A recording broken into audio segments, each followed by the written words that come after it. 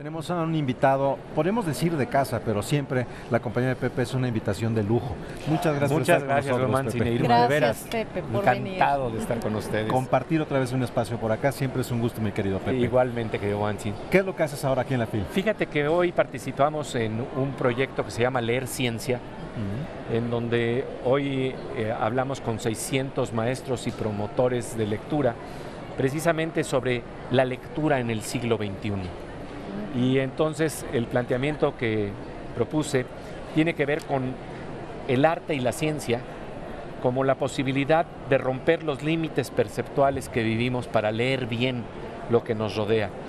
Y en ese marco, tanto arte como ciencia crean boquetes en las cárceles que siempre tenemos para mirar el mundo, para imaginarlo, para encontrar al otro.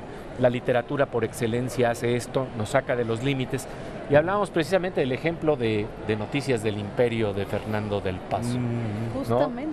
Justamente, Pepe, en el trabajo que has estado haciendo tú en Imaginantes, tú dedicaste un episodio a Noticias del Imperio, Pepe. Así es. Y me gustaría que antes de que siguiéramos platicando, de que nos hablaras de este tema, lo viéramos. Claro que sí, claro que sí. ¿Podría alguien imaginar llamar a México hasta la locura? ¿De quién podría ser este delirio? En 1927, en un viejo castillo en Bélgica, una mujer habla a solas. Dice que tiene alas de ángel y alas de águila que le robó a la bandera mexicana. Recuerda las uñas de su amado encajadas en una sandía. Su nombre es Carlota. Muchos piensan que está loca porque sueña con un México que ya dejó de existir. En 1864, acompañó a su esposo Maximiliano de Habsburgo en su polémico mandato en tierras mexicanas donde fue fusilado.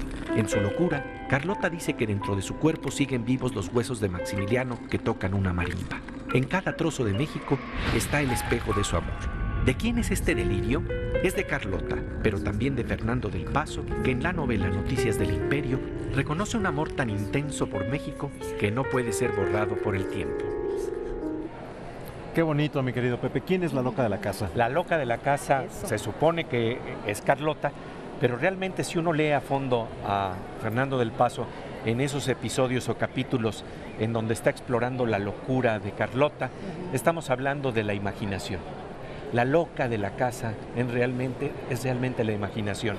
Y una de las cosas maravillosas en Noticias del Imperio es que te das cuenta cómo Fernando del Paso se ubica en un lugar en donde precisamente va más allá de cualquier límite.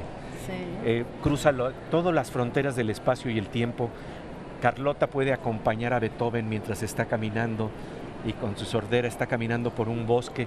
Carlota puede ver precisamente cómo se plantea por ahí que alguien tiene la cabeza de Pancho Villa. Por otro lado, Carlota puede imaginarse que hay una especie de pisapapeles en donde están dibujados varios castillos. Y en esos castillos, dice Fernando del Paso, si uno se los pone en las rodillas y ve fijamente esos cristales, te vas a dar cuenta de que vas a asomarte a todas las historias y mundos de gente que habita esas esferas de cristal y que ahí realmente están flotando universos tras universos tras universos. Y lo más maravilloso de trascender esas fronteras del espacio-tiempo es que recientemente en un texto que escribí para la revista de la universidad, hablo de Noticias de Fernando del Paso. Y entonces lo que hago es hacer el capítulo 24 de Noticias del Imperio, es decir, Noticias del Imperio termina el capítulo 23, Así es. pero el capítulo 24 retomo algunos fragmentos de la locura de Carlota, en donde nos habla de esa posibilidad de ir más allá de todo tiempo y todo espacio, y entonces vemos a Carlota asomándose detrás de Fernando del Paso, y ella está viendo cómo Fernando del Paso tiene también un pisapapeles con el castillo de Chapultepec, en donde está de alguna manera viendo cómo hay alguien que atrapa el Aleph de México, esa totalidad de lo que es la conciencia mexicana, que tan hermosamente puede precisamente atrapar la literatura. Yo creo que el milagro que logra con Noticias del Imperio Fernando del Paso es de alguna forma atrapar un tiempo mexicano que sigue reverberando hasta hoy en día, atrapar la totalidad en un punto, es el Aleph de México lo que atrapa. Qué bien, Pepe. También nos gustaría platicar contigo, porque tú eres un experto en muchas cosas, pero entre otras en literatura, de Salman Rushdie, otra presencia muy importante aquí en la FIL y que además esta noche presenta su novela. Sí. ¿No? ¿Nos puedes hablar un poco de qué podemos...? De Salman Rushdie, a mí lo que me parece impresionante es hay que entender el mundo de donde viene Salman Rushdie.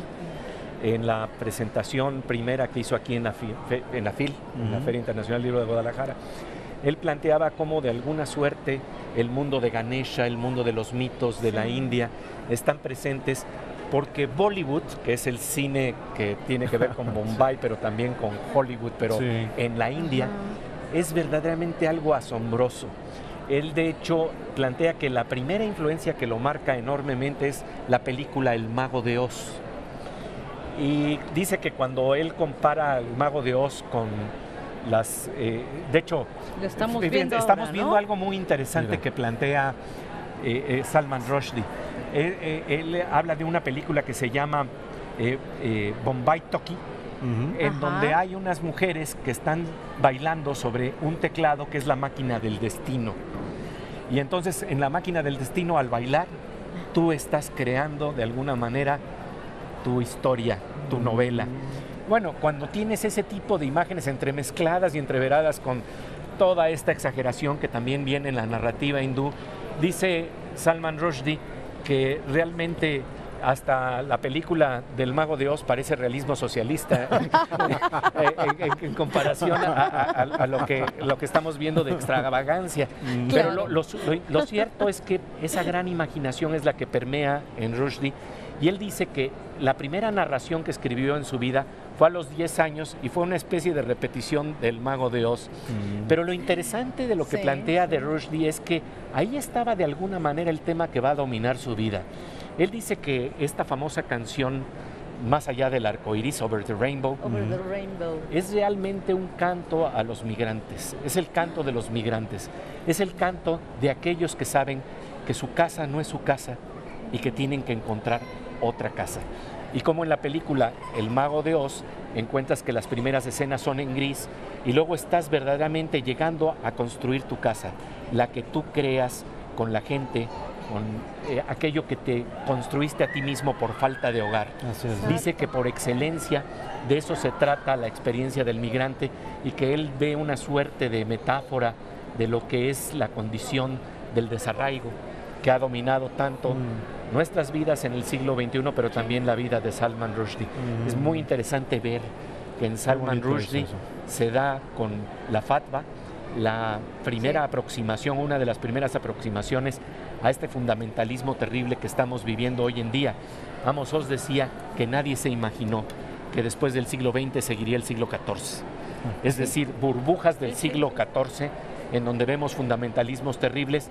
Salman Rushdie precisamente fue uno de los primeros que tuvo que vivir la tragedia de enfrentarse a esos fundamentalismos.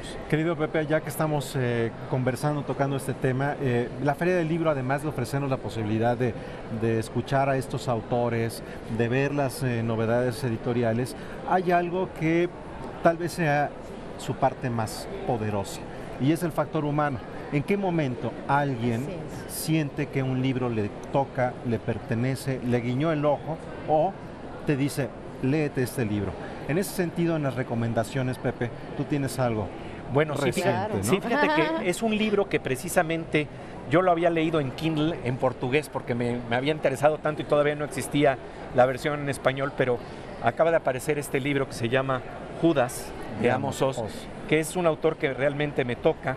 Es un libro interesantísimo porque toca la figura del famoso Judas Iscariote, pero bajo una óptica que no es la común, porque Judas se ve siempre como el traidor por excelencia, pero había algo en esta historia que a Amos Oz no lo convencía. Decía, yo como novelista me puse a investigar varias cosas. Dice, me puse a investigar, por ejemplo, qué quería decir 30 monedas de plata.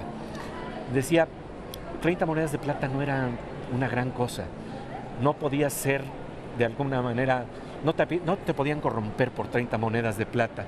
Y la hipótesis que él maneja, que me parece muy interesante, es que si alguien creyó en la divinidad de Jesús, fue Judas Iscariote.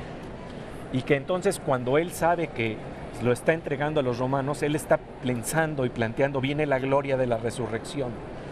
Dice, de otra manera no entiendo por qué se ahorca después de que es crucificado Jesús. Exacto. Le dice, exacto. no entiendo la lógica de que alguien se ahorque y simple y sencillamente no es por traición. Dice, la lógica de novelista que yo estoy acostumbrado a crear un personaje desde adentro, no me suena. Es verdaderamente una de las novelas más interesantes, es la más reciente de Amos Oz. Es un libro que me toca profundamente y que nos toca a todos con este tema que a todos nos ha tocado vivir. Precisamente tiene que ver con el desarraigo. El que se enfrenta a una nueva aventura está traicionando un mundo. Pero si no conoces tu nueva casa. Salman Rushdie y Amos Oz, ahí encuentran un punto de contacto.